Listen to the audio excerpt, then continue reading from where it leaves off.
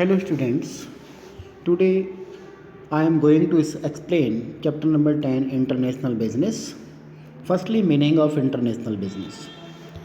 International business refers to buying and selling of goods and services beyond the geographical limits of the country. It is called trade between two countries also.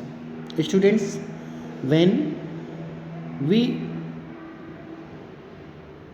purchasing and selling of any goods and services to any other countries या from any other countries, then it is called आपका international business. Means जब हम कोई goods या services किसी another country से purchasing करते हैं या किसी अनदर कंट्री को सेलिंग करते हैं, तब this type of trade is known as international business. It's clear. Now types of international business. Students, there are three types of international business. First is export trade, import trade and interport या re-export trade. Now I am explaining export trade. When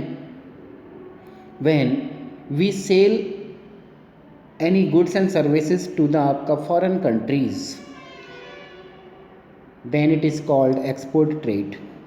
student, जब हम कोई goods या services किसी foreign countries को, किसी अन्य countries को सेलिंग करते हैं, तब हमारा ये ट्रेड जो है एक्सपोर्ट ट्रेड कहलाता है. Now second types is import trade. When we purchase any goods and services from the आपका एनी अदर कंट्रीज. जब हम कोई गुड्स किसी दूसरी कंट्री से, किसी दूसरे देश से परचेजिंग करते हैं, तब ये हमारा इम्पोर्ट ट्रेड कहलाता है. एंड थर्ड इज़ इंटरपोर्ट या री export trade. When we purchase goods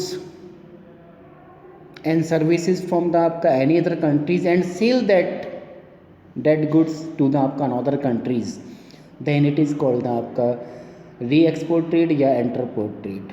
जब हम कोई गुड्स किसी एक कंट्री से खरीद कर किसी दूसरी कंट्री को बेचते हैं, तब हमारा वो जो ट्रेड है वो re-export trade या आपका interport trade कहलाता है. It's clear. Now nature of external trade या international business. First nature is involvement of two countries. Students, minimum two countries are involving in आपका इंटरनेशनल बिजनेस. इंटरनेशनल बिजनेस में कम से कम टू कंट्रीज़ का involvement होता है. Buying and selling across the आपका borders of the country can also be termed as treated as आपका एक्सटर्नल ट्रेड. कि जब हम buying and selling across the borders of the country, मतलब कंट्री की सीमाओं के बाहर करते हैं, तो अभी हमारा एक्सटर्नल ट्रेड या इंटरनेशनल बिजनेस कहलाता है. ट्रेडिंग बिटवीन टू और far off cities of the same country can not be treated as international business. यानी कि ऐसा ट्रेडिंग, ऐसा बिजनेस जो दो दूर सिटीज़ यानी कि दो कह लीजिएगा दूर के शहरों के बिटवीन होता है सेम कंट्री के अंदर, वो हमारा इंटरनेशनल बिजनेस नहीं होता. It's clear. Second features is payment in foreign currency. कि each country has its own currency. Students, you know very well कि एवरी कंट्री की अपनी करेंसी होती है. Payment for imported goods is made in foreign currency. जो भी goods हमने import किया है, जो भी गुड्स हमने परचेजिंग किया है, उसका पेमेंट हमें फॉरेन करेंसी में करना होता है. And payment for export is also received in foreign currency. और जो भी गुड्स हमने सेलिंग किया है किसी अनदर कंट्रीज़ को, उसका पेमेंट भी हम रिसीव करते हैं, तो वो भी हम फॉरेन करेंसी में ही होता है. तो these are the two natures, two आपका characteristics of international business. Now what are the problems of international business faced by the आपका बिजनेसमैन. कौन कौन सी प्रॉब्लम्स एक बिजनेसमैन को फेस करनी होती है व्हेन दे एंटर्ड इन आपका इंटरनेशनल बिजनेस. तो first problem is legal procedure. Import और export of goods involves lengthy and आपका कॉम्प्लिकेटेड प्रोसीड्यूर. स्टूडेंट, जो इम्पोर्ट एंड एक्सपोर्ट गुड्स है, ठीक है, उनका जो प्रोसीड्यूर है that is very lengthy and complicated. Prior permission of the government has to be getting before आपका एक्सपोर्टिंग और इम्पोर्टिंग गुड्स और सर्विसेज. अपने किसी भी गुड्स को एक्सपोर्ट या इंपोर्ट करने से पहले हमें गवर्नमेंट से प्रीवियर परमिशन की रिक्वायरमेंट होती है. One has to fill many documents, get custom clearance, conversion of आपका rupees into foreign currencies, booking of ship etcetera.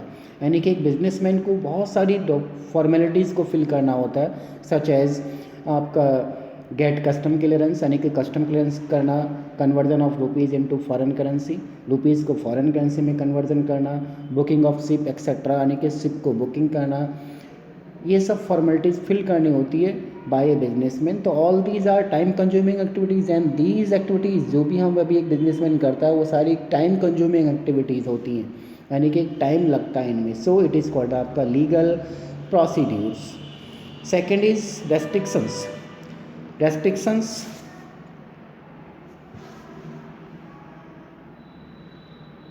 The international business is not as free as internal trade. Students, जैसा internal trade है उस तरह से international business free नहीं है, यानी कि उस पर रेस्ट्रिक्शंस हैं। In case of several items export और import license has to be obtained, यानी कि in case of several items, यदि आप ए लॉट ऑफ आइटम्स को परचेजिंग करते हैं या सेल करते हैं in international business, then you have required to आपका इम्पोर्ट एंड एक्सपोर्ट लाइसेंस। आपको इम्पोर्ट और एक्सपोर्ट लाइसेंस को गेटिंग करना होगा फ्रॉम द आपका गवर्नमेंट। तो many restrictions are impose bye the आपका गवर्नमेंट ऑन एक्सपोर्ट और इम्पोर्ट ऑफ सर्टेन आइटम्स, यानी कि कुछ ऐसे आइटम्स हैं जिस पे गवर्नमेंट ने रेस्ट्रिक्शंस लगाई हुई है टू एक्सपोर्ट्स एंड एक्सपोर्ट्स करने की। तो दीज आर द आपका restrictions in international business which face by the आपका businessman. Third is high risk. The risk involve in international business is much higher than in international trade, internal trade. Students, international business में internal business की अपेक्षा more risk is involve, a high risk is involve due to आपका long distances, there is a risk of damage of goods in transit, यानी कि long distance होने के कारण जो गुड्स है वो रास्ते में ख़राब होने की ज़्यादा चांसेस होते हैं, ज़्यादा रिस्क होती है। तो there is also the risk of fluctuations in currency conversion rate. इसके अलावा एक जो करेंसी का फ्लक्चुएशंस कन्वर्जन रेट से वो फ्लक्चुएट होता रहता है टाइम टू टाइम, तो ये भी एक रिस्क है, ठीक है।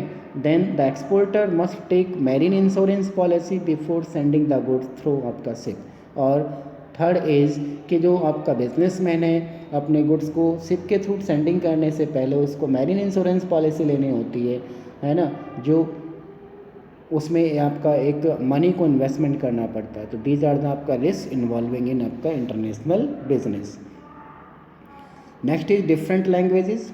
एज यू नो स्टूडेंट्स कि each and every country has own language. तो different languages are spoken and written in different countries. Clear हो गया। ट्रेडर्स यानी कि बिजनेसमैन मस्ट अपॉइंट समवन यानी कि anyone who can read and understand the foreign language to read and आपका read the price list, terms and conditions of the trade, यानी कि जो बिज़नेस के टर्म्स एंड कंडीशंस हैं, बिज़नेस की जो आपका पॉलिसी है या बिज़नेस की जो आपका गुड्स की जो प्राइस लिस्ट है उसको रीडिंग करने के लिए, समझने के लिए एक किसी व्यक्ति को अपॉइंटमेंट करना पड़ता है। और वो व्यक्ति ऐसा जो आपका कह लीजिएगा डिफरेंट कंट्रीज़ यानी कि जो आपका फॉरेन यानी कि जो उस कंट्री की लैंग्वेज को जानता हो, समझता हो। It's clear. Next is arrangement of foreign currency for making payment of import goods. जो गुड्स इंपोर्ट किया है इम्पोर्टर ने, उसके पेमेंट के लिए importer has to arrange foreign currency. तो इम्पोर्टर्स को या बिजनेसमैन को फॉरेन करेंसी का अरेंजमेंट करना होता है, विच इन्वॉल्व्स लेंथी प्रोसीड्यूर्स, और जिसमें एक लेंथी प्रोसेस है, एक लेंथी कह लीजिएगा प्रोसेस है, जिसको करने के लिए एक लॉन्ग प्रोसेस से पास आउट होना पड़ता है इम्पोर्टर्स को। तो दीज आर द प्रॉब्लम्स, ठीक है, which are faced by businessman if they interested to आपका running the international business. Next is difference between internal और external trade. First is meaning. Internal trade refers to buying and selling of goods within the geographical limits of the country. Country की boundaries के अंदर जो purchasing and selling किया जाता है, it is known as internal trade. External trade refers to buying and selling of goods beyond the geographical limits of the country, यानी कि जो देश की सीमाओं के बाहर परचेजिंग एंड सेलिंग किया जाता है, देश की सीमाओं से बाहर से, यानी कि अनदर कंट्री से जब हम परचेजिंग और सेलिंग करते हैं, then it is non external trade of external trade और आपका international business. Second difference is countries involve. तो in internal trade only one country is involve and in external trade minimum two countries are involved.